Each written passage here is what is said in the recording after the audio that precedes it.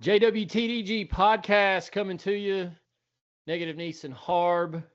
We just now getting to record this week. A lot going on, but Harb, I'm not going to play around. We got a lot going on this week's show. A lot to talk about.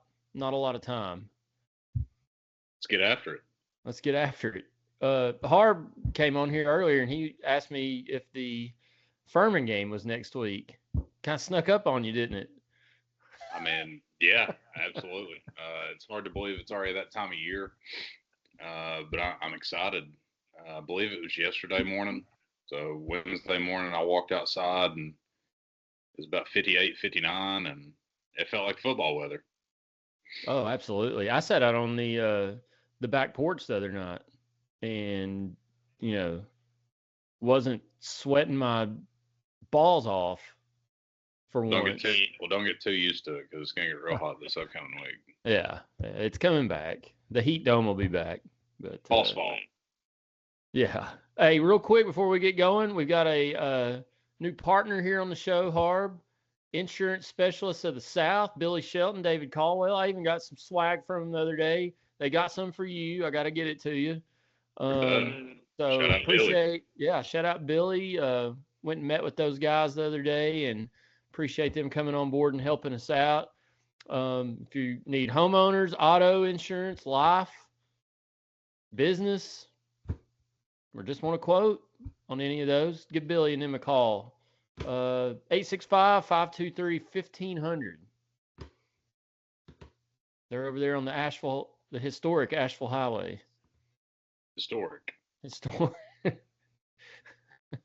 Probably, hopefully in a good way. But no, Billy listens to the show, loves it. I hope he's listening to this one. If you are, shout out.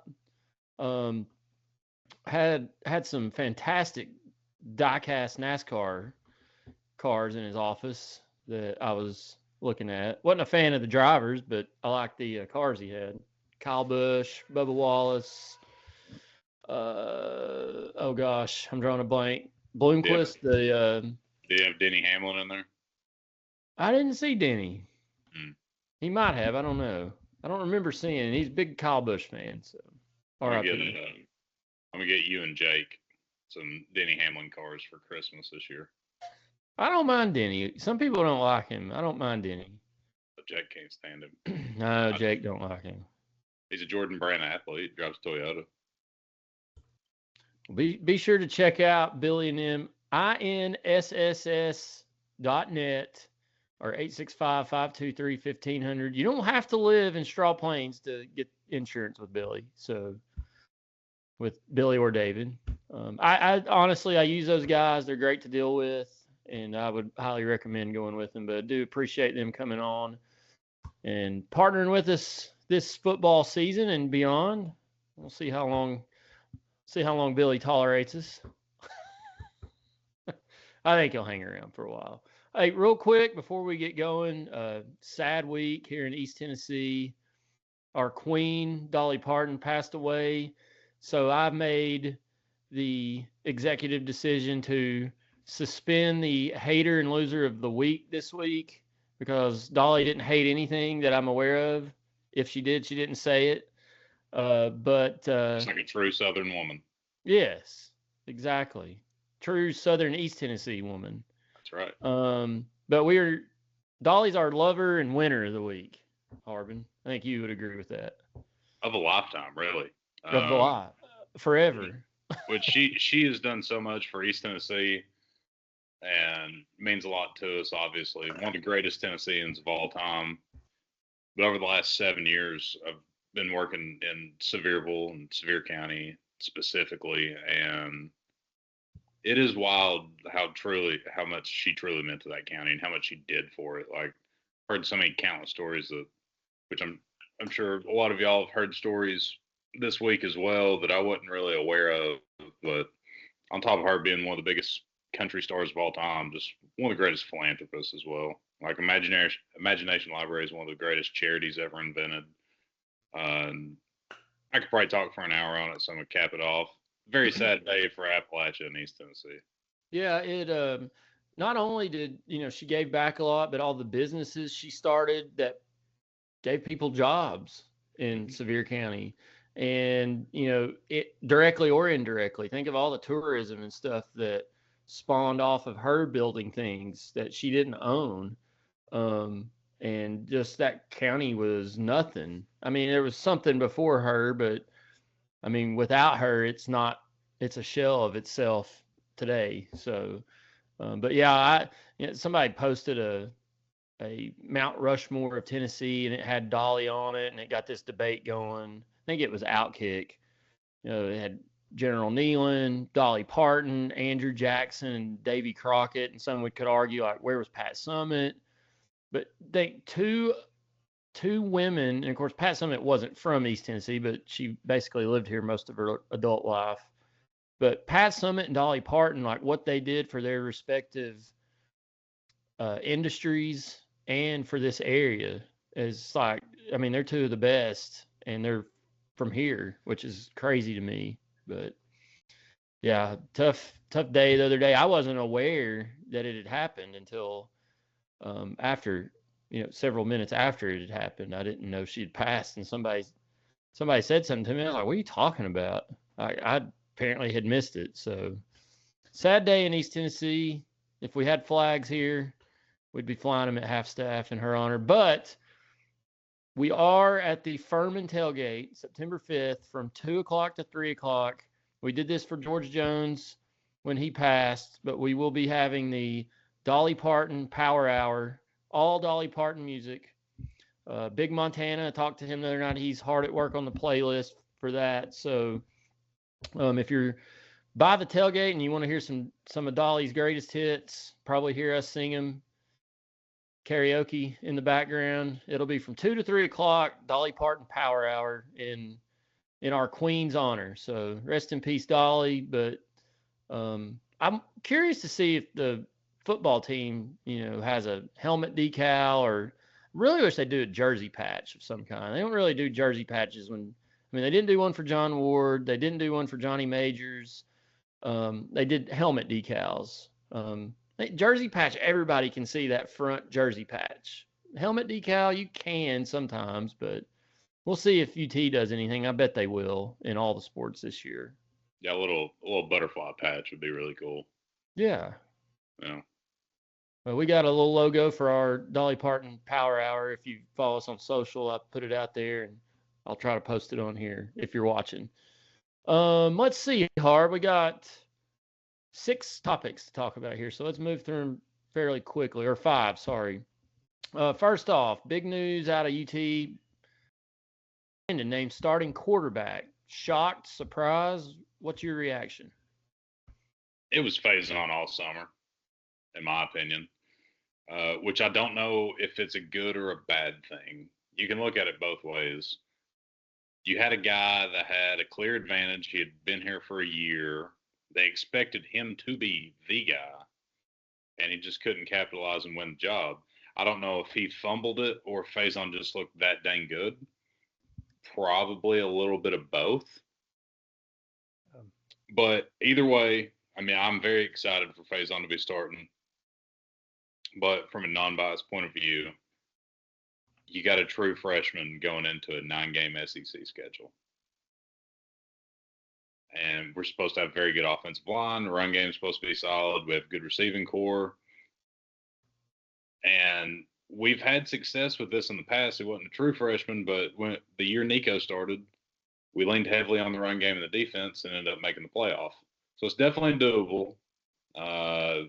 Jim Knowles and company is going to get thrown to the fire early, in my opinion, because I think for us to have a lot of success this season, we're going to have to model that 2024 season quite a bit. And the defense is going to be better than it was. It's just going to be. It has to be. Yeah. It has to be somewhat better. Like it's not going to be worse. So God, I hope not. Yeah. I think our O-line is good enough to lean on the run game and make things easier for Faizon coming out of play action and lean on some playmakers on the outside. I'm excited. I like it.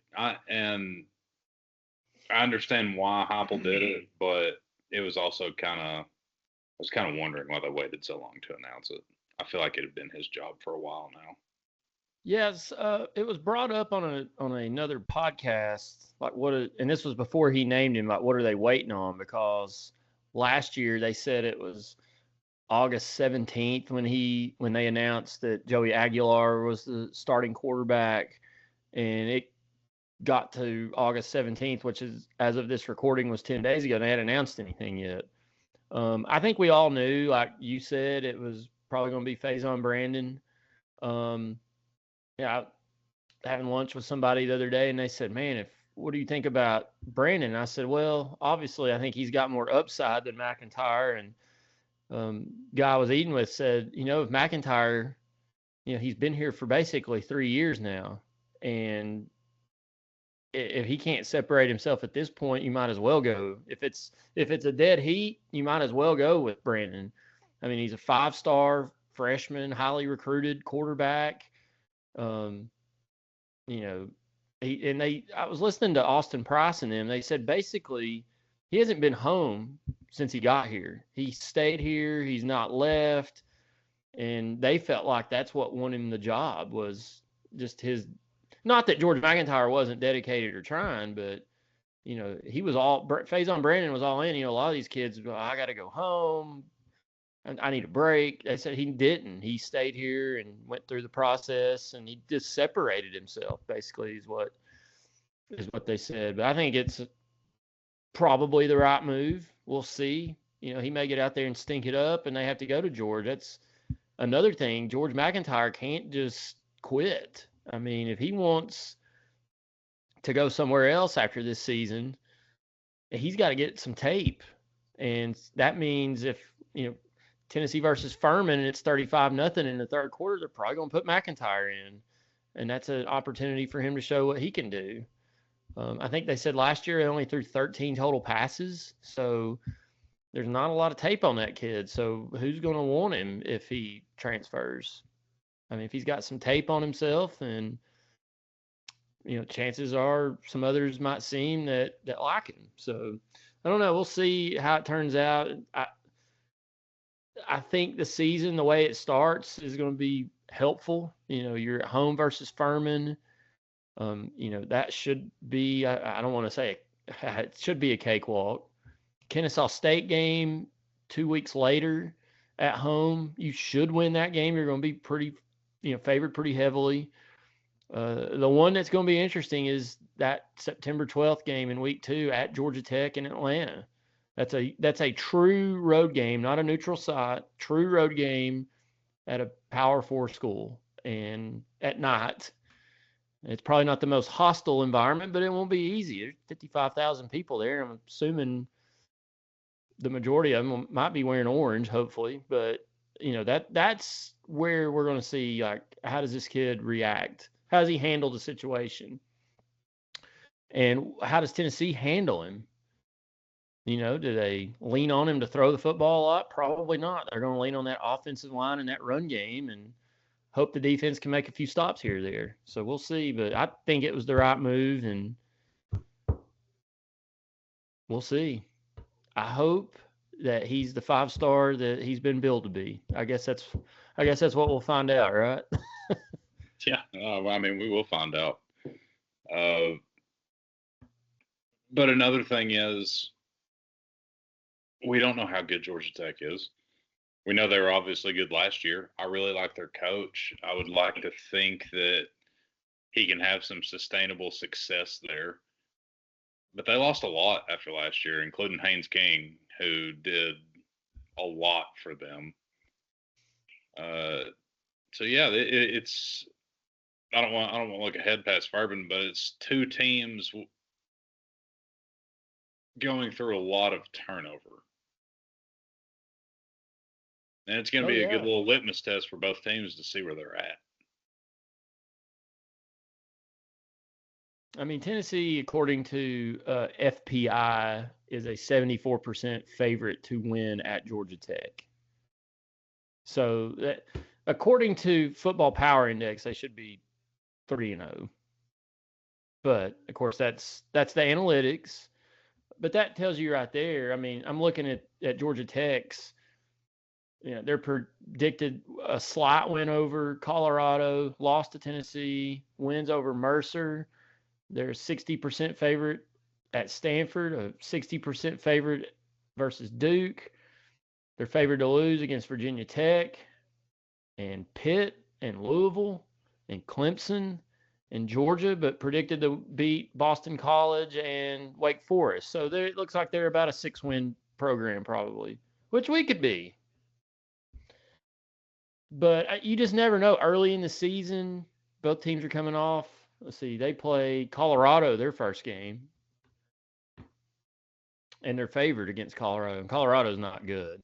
But Colorado's going to be real bad. Shout out Boo Carter. Yeah. Good luck, Boo. Sorry. But we'll see. We got, what are we, 9 days right now as of this recording, 8 probably when you all are listening to this. So I think mock game week was this week. And then next week we go into game week, starting on Sunday or Monday. Speaking of the Georgia Tech game, we have a friend that's going to actually get to be there as of a few days ago. Who's that? His name would be Arion Carter. That's right. What a segue, Harb. Yeah, you like that? Media training. Arion Carter's suspension has been reduced for a second time, now down to 1 game. Do you think they'll reduce it to 0? No, because it's a pride thing for the NCAA, and it's so ridiculously stupid. I don't even know how else to word it anymore. Which we'll get into this in a second, but you got the kid that was he in mini camp with the Browns and the Cowboys offensive line for Texas. Yes. Decided to go back. You got the kid that signed a $20,000 signing bonus and competed in preseason games with he was with the Browns as well, wasn't he? He's Ole Miss tight end, but he had a deal in place to go to LSU with Kiffin. I think it was the Browns, yes. Yeah. And then there was some linebacker D end. He got 2 sacks in a preseason game, and he's like, hell with it, I'm going back to college.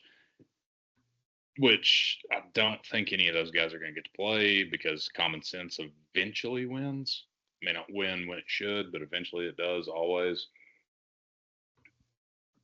But yeah, I mean, a $400 plane ticket that you didn't take and you paid every penny back. Especially in today's college athletics, who cares? So we have breaking news on this, Harb. I must have missed this. As of 45 minutes ago, okay, a Dallas judge has signed an order that prohibits the NCAA, the SEC, and its commissioner, Greg Sankey, from stopping a group of athletes, 3 of whom are currently listed on NFL rosters, from returning to college sports for one more season of play. How many are returning to Texas? Let's see. It says Dallas. Sure, one of them is. Dallas Cowboys wide receiver Jordan Hudson, Chiefs linebacker Wesley Bisonte, and Chiefs wide receiver Omari Evans are among 41 players listed as plaintiffs on the restraining order. Well, that's just dumb.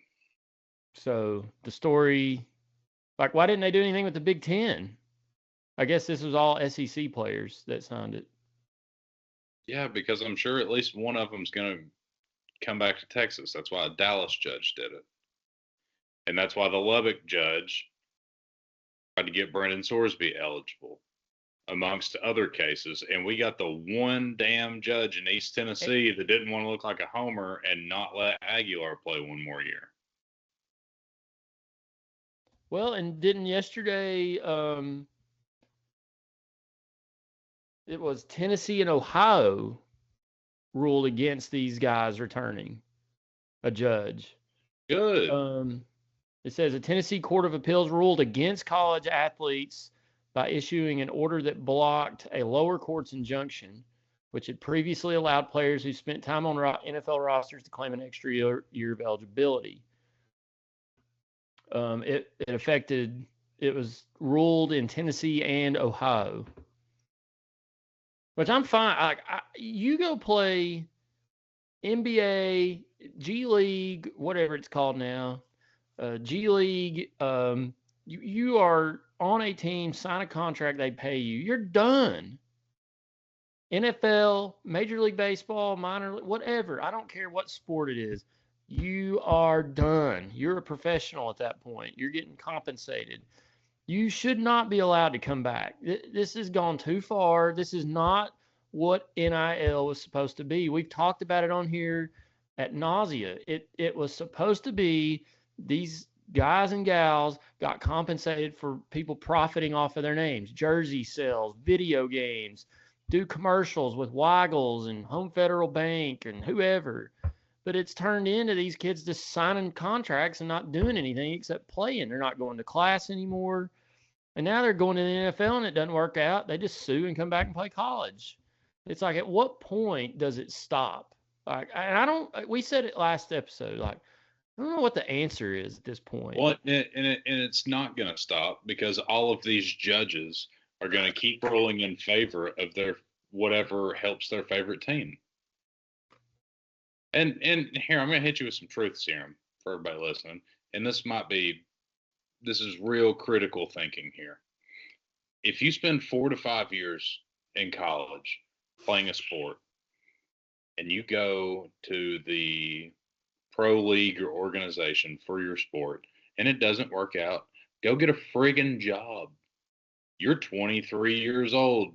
You do not need to be trying to go back to college for one more year. It didn't work out. And that's fine. It doesn't work out for most people. Go get a job. You made enough money in college because we opened up Pandora's box with that. You got a signing bonus from your league.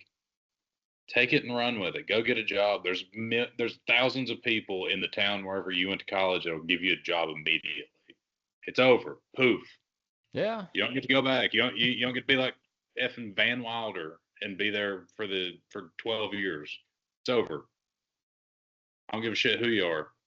I don't care if you wear orange or purple or yellow or black or green. I don't care. Go. Yeah, I'm okay with the 5th year stuff, but after that, you're done. Like, it's over, guys. Like, unless there's a medical exemption or red shirt, I mean, there's always been players that have been 6, 7 years, few and far between. But it used to be, yeah. Like, it's just. But apparently this round of kids or athletes has something to do with the ones that came in during 22 arguing it was an extension of COVID, so they should get a 5th year because the guys before them got a COVID 5th year. At one point, does it stop? Because if you get into the 22, you class can say 23 is going to 24 and 25. Exactly, because everybody gets it. Like, at some point, you just got to draw the line. Like, well, and it's just like I'm almost to the point where, and I've said this half joking in some of our text groups, but half serious. Like, college sports almost stinks now. I mean, you've got the NCAA wanting to expand the football playoffs to like 24 teams, and then the NCAA basketball tournament's going to 76, and they're just ruining it. They're just absolutely ruining it. Like, things are fine the way they are. Like, we don't have to change everything all the time. You're never going to beat the NFL, guys. Just play second fiddle to them and be happy about it. Speaking of money, Harb, last week it was announced that Tennessee basketball, men's and women's, the ladies and the men, are going to have a jersey patch on their uniform. Axle Logistics, $3 million a year over 5 years, and for those that went to Carter High School, that's $15 million total over the next 5 years. So, thoughts on that? The day we have all cringed about is finally here. Is the men and women going to get an even split? 7.5 I assume they would. I say they get $1.5 million goes to each program a year. I would assume. It didn't really say. Just want to hear people bitch about that jersey patch when Elander and the boys aren't getting it done in the spring. Wonder if they'll have a jersey patch in baseball. You think it stops with basketball? No. But I wonder if they approached football first and they either asked for way too much money, or if Danny White and whoever makes that decision said, no, we're not doing a patch on the jerseys. Because that wouldn't shock me, because especially when they put pilot on the field and on the side of the stadium, like where the press or on the boxes. That's why we talked at the office. The whole reason was to preserve the name and the jerseys and stuff like that.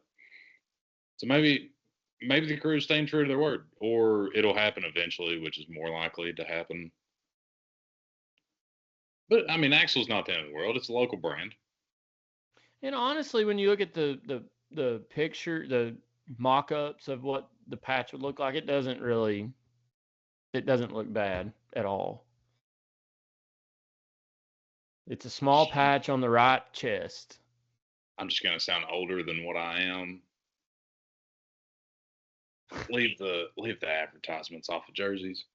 But, it's not like I was pissed when they did it to the NBA. I get it, because there's a lot of eyes on these guys and girls, on the athletes on the court. But look on the court, how many advertisers? Like, I was in Neyland Stadium the other day. I went to help stock the skybox. I posted this picture on our socials, but I went to the party deck to see our old seats, what they, to reminisce about being in YY8. And you look down in the south end zone, and there's 8 sponsors on the wall.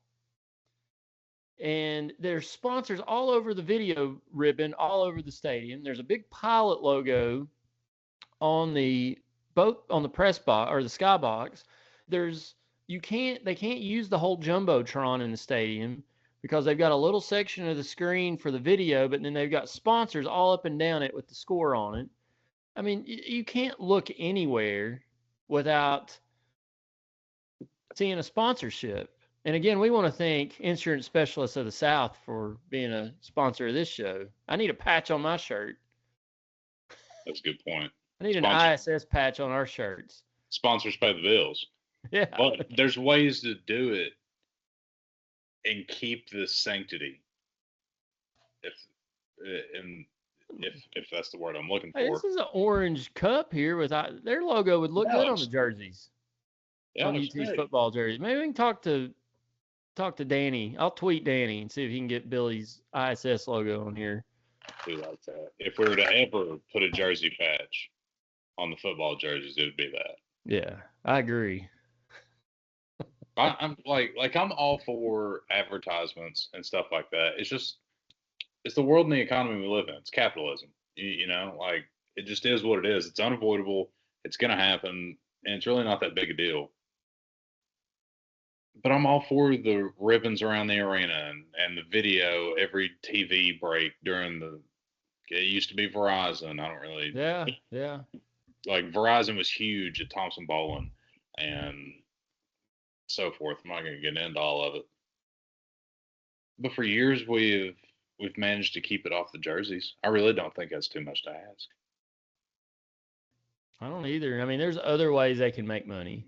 And I don't know if you saw the report, and this doesn't really have anything to do with jersey patches, but Tennessee athletics as a whole is a $1.1 billion generator in our local area. Mm-hmm. Of course, a lot of that's football. I think I read, and I'd have to look this up to confirm it, but $361 million worth of tax money was brought in during football season last year, just in Knoxville, Knox County alone, because directly, indirectly tied to UT football. But I mean, it's a big business, a lot of eyeballs on it.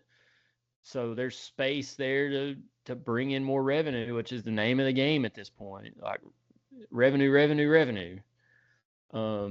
So I don't like it, but this isn't some I'm got a baseball game on here behind me, and it's Braves and the Dodgers, and the Braves got a big yellow logo on the side of their jerseys, Quickcrete or Concrete or whatever it is.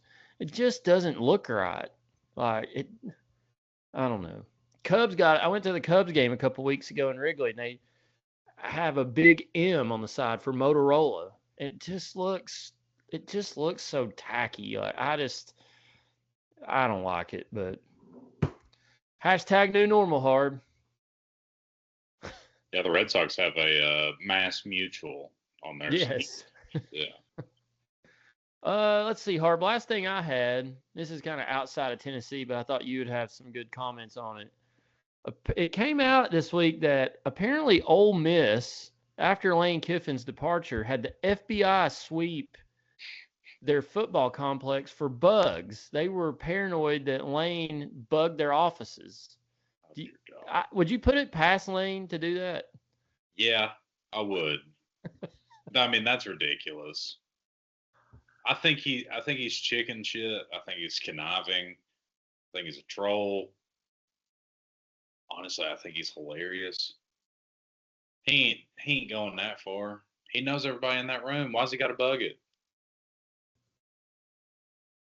And were they even going to play? He strikes me as the type to put a fake bug in the office, to where they think that he bugged it, but he just did it to mess with them.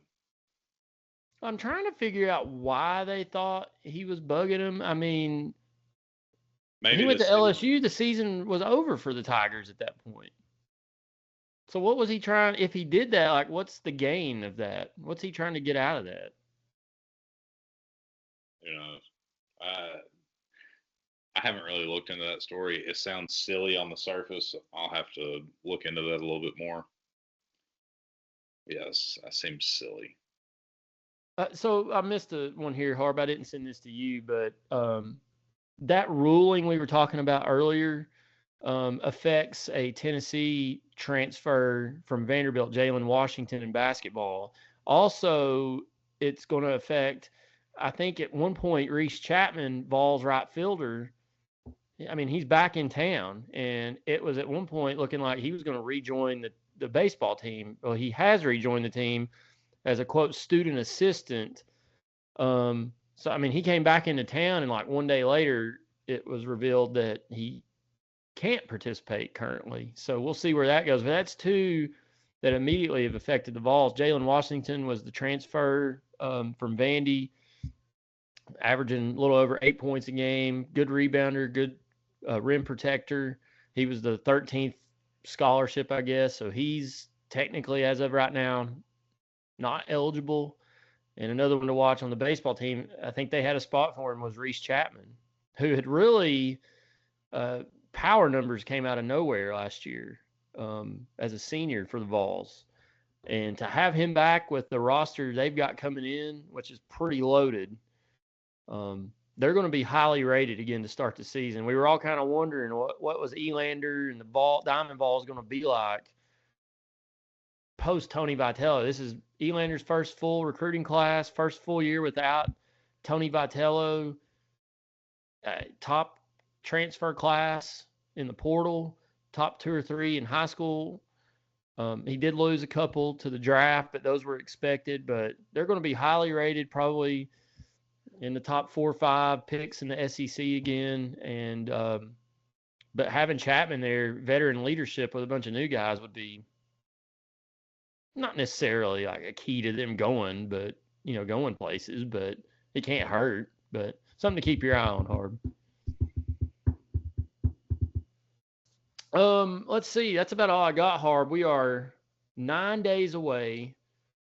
So I needed to announce, I forgot to do this earlier, but I posted it on our socials, our parking spot. So we told you all we're not in G10 anymore, due to the demolition of 2/3 of G10 garage. We will be moving parking lots this year, but don't worry, we got us a place.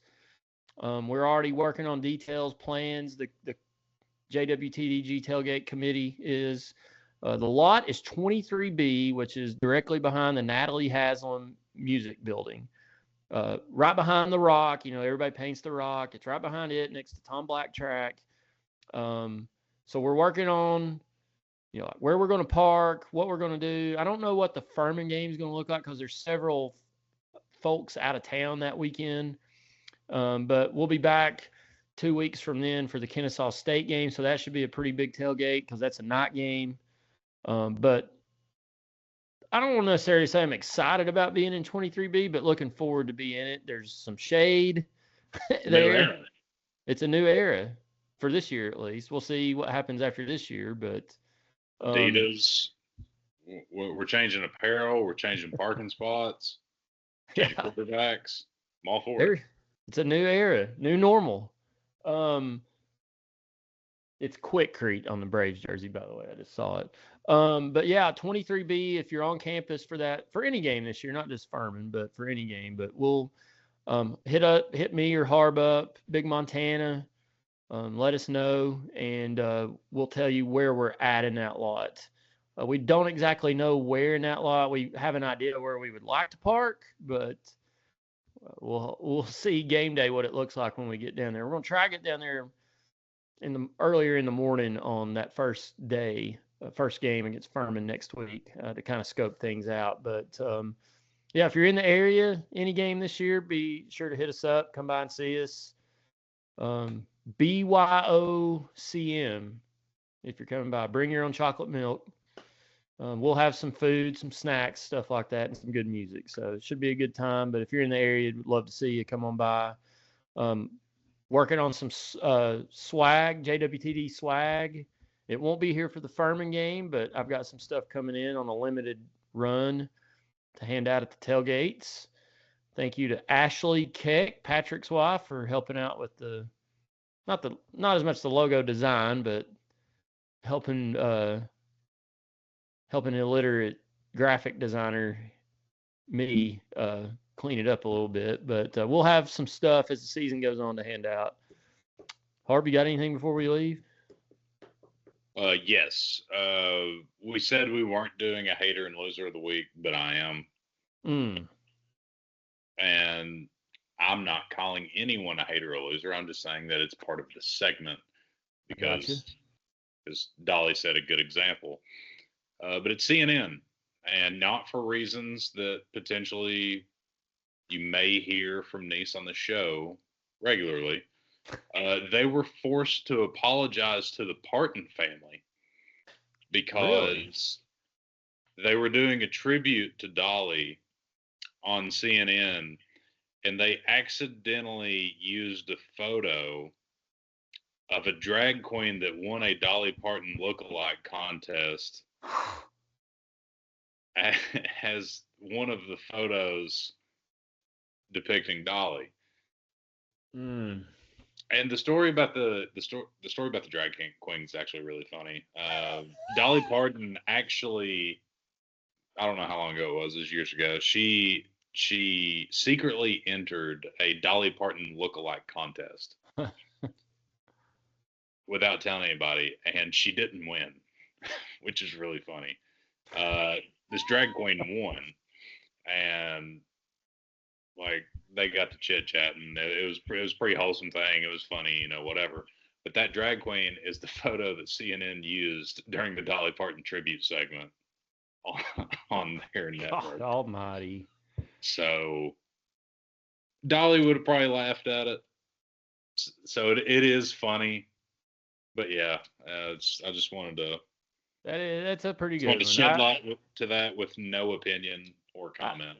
I rip on CNN a lot, but that happens at a lot of different news outlets these days. Yeah, it's just funny. Like, it could have been anybody, but yeah, it's just hilarious. So I don't technically have a hater and loser heart, but I do need to mention that the Knox Cox got shut out in adult slow pitch softball the other night, 15-0.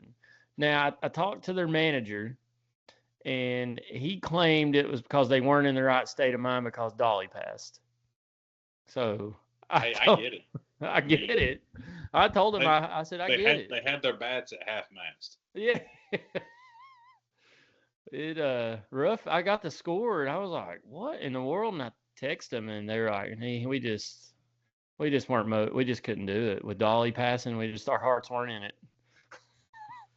See, I heard the other team agreed to a scoreless first inning the way the score bug would be a tribute to Dolly Parton. They'll just double zeros. Yes.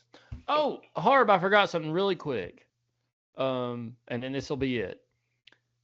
It came out last week. How did I forget this? The third Saturday in October, Tennessee and Alabama. I was so excited about this. You all know me that listen to this show and that know me personally, how big of a Tennessee uniform snob I am. I used to have it hanging on the wall here. I've redecorated a little bit, so I don't have it. But there's a Sports Illustrated from the 60s. It's got a Tennessee player just waylaying an Alabama player. And they're both, Tennessee's wearing orange, Alabama's wearing their home crimson. Well, they're going back to it for the next 2 years. In 2026 here in Neyland and 2027 in Tuscaloosa, Tennessee will wear orange and white. Alabama will wear crimson and white, just like they used to decades and decades ago. USC and UCLA has been doing this for the last few years. I cannot tell you, like, there's not much that gets me excited anymore. This was one thing that got, like, I was so excited the other day when I read this. This is like, my uncle me and him were just talking about it a while back. Like, what do we got to do to get this done? And here it is. I don't know who made it happen, but thank you. At Alabama and shout Tennessee. Out Danny and Alabama's AD. Whoever it was, I'll even give a shout out to the Alabama. Whoever at Alabama got this done, thank you. Like, this needs to happen.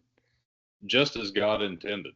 And it was crazy when you look around sports media, social media, like the reaction to this. Like, it really made me feel good about the rivalry, because sometimes I feel like it plays second fiddle in this conference to Auburn, Alabama, and probably not as much Georgia and Auburn.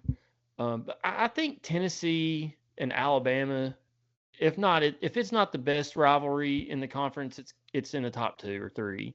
And sometimes I don't feel like it gets the love nationally that it should, but it felt to me like that day that it did. Texas Oklahoma is probably bigger, but it's still so hard for me to wrap my head around that that's an SEC rivalry. In my opinion, that's still like a Big 8, Big 12.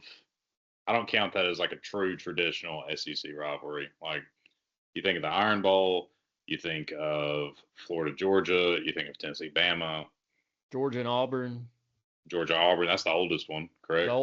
The Deep South's oldest rivalry. Yeah. So, yeah, it's cool. There was new ones. It's cool. It is so awesome that two schools that hate each other could both agree and be like, you know what would be really cool is if we did this for a couple years. And hopefully it's here to stay. I hope it stays. UCLA and USC have done it. They were only going to do it for a year or two, and it's pretty much permanent when they play now. It is funny. I was reading some of the comments. I'm glad you said that. Twitter comments really separate people with brain cells and those with not. Because somebody was like, I don't understand how you could possibly do this. Orange and red are very close colors together. It would be very confusing for offenses and defenses. And it's like, have you ever watched either one of these teams play? Like, they're not particularly close on colors. No.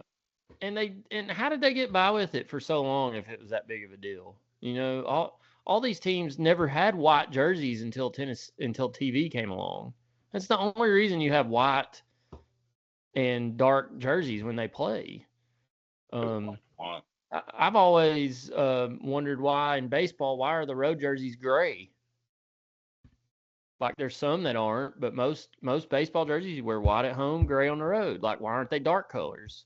There's just weird things with uniforms, but I don't think there more baseball games where both teams wear their color uniforms.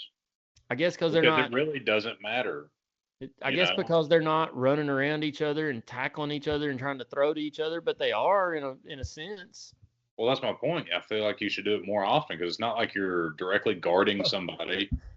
And I don't want to belabor this, but when the Cubs played the Indians in the World Series in Game 7, both teams wore their, quote, batting. They call it batting practice is what they used to call them, their batting practice. And I hated it.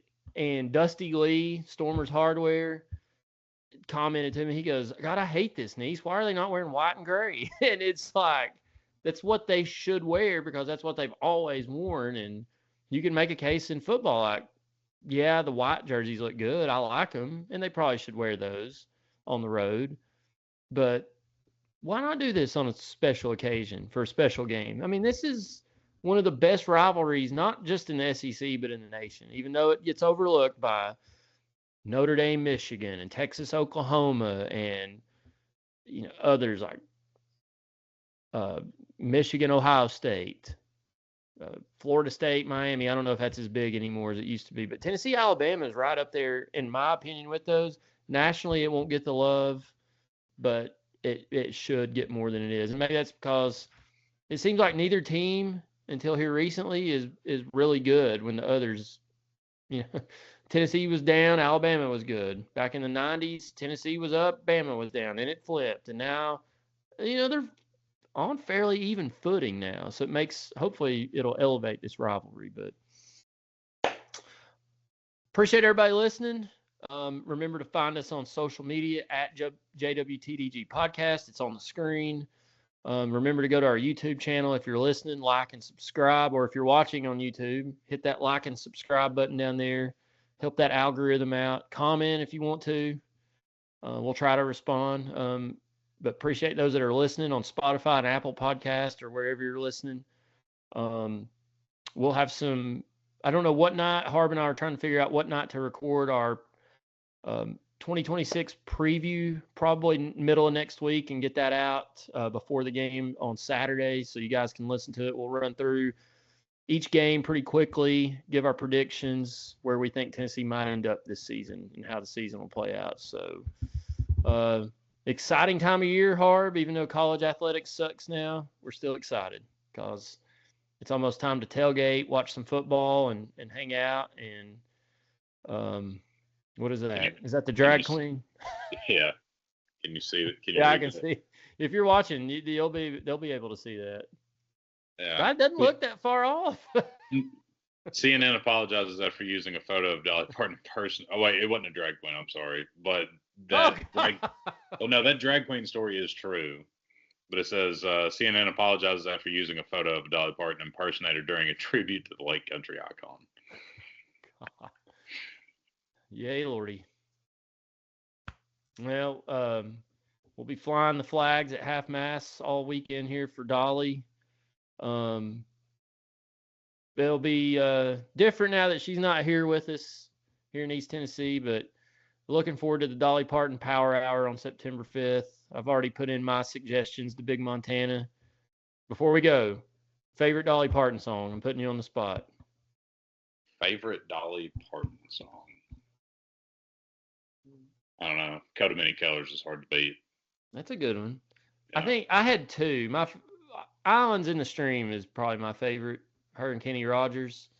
The other one, I like Why'd You Come In Here? That's a good one.